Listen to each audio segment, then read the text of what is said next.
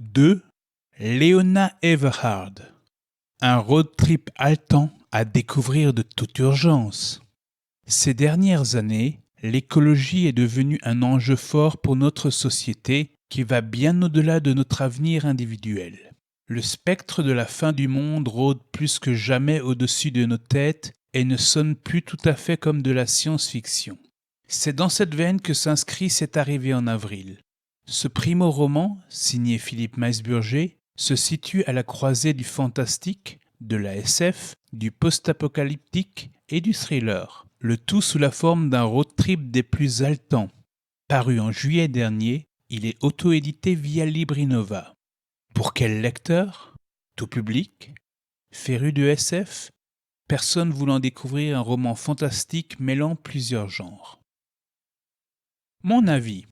Très bien ficelé, l'intrigue démarre comme un roman catastrophe. Au bout de seulement quelques pages, les dangers et les mystères sont déjà omniprésents.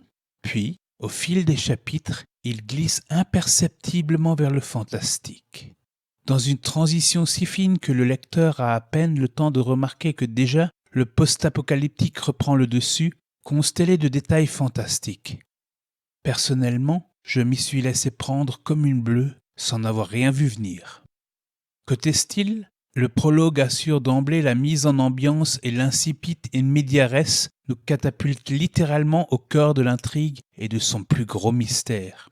De longueur variable, les chapitres sont, dans l'ensemble, relativement courts et agissent par moments en correspondance, ce qui crée un dynamisme entraînant auquel l'auteur ajoute régulièrement des cliffhangers.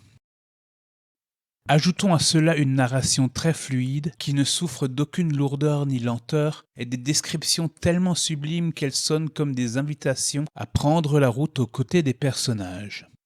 Au niveau des personnages, justement, rien à redire non plus. Ils sont très bien travaillés, variés, cohérents, dotés de convictions propres et surtout criant de réalisme.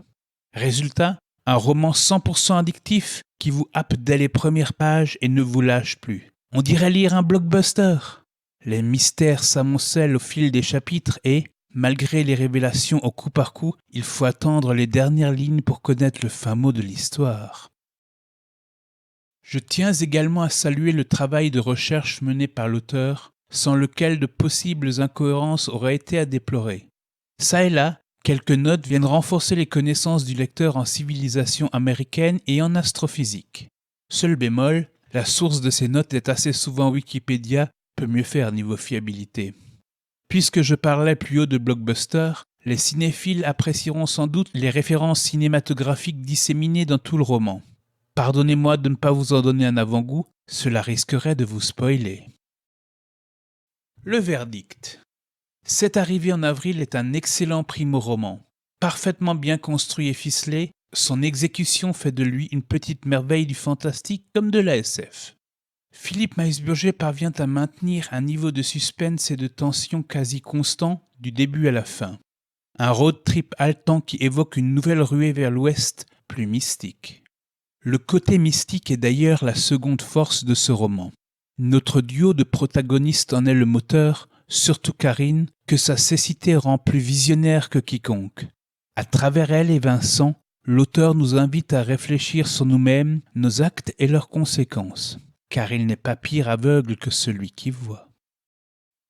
Avec toutes ses qualités et son fort pouvoir d'attraction, ce récit m'a conquise et j'en suis vite devenu accro et l'ai dévoré en un temps record, un véritable page-turner. En bref, un livre à dévorer de toute urgence qui réchauffera les longues et froides soirées d'hiver à venir et un auteur à suivre. À mes yeux, il est tout simplement parfait.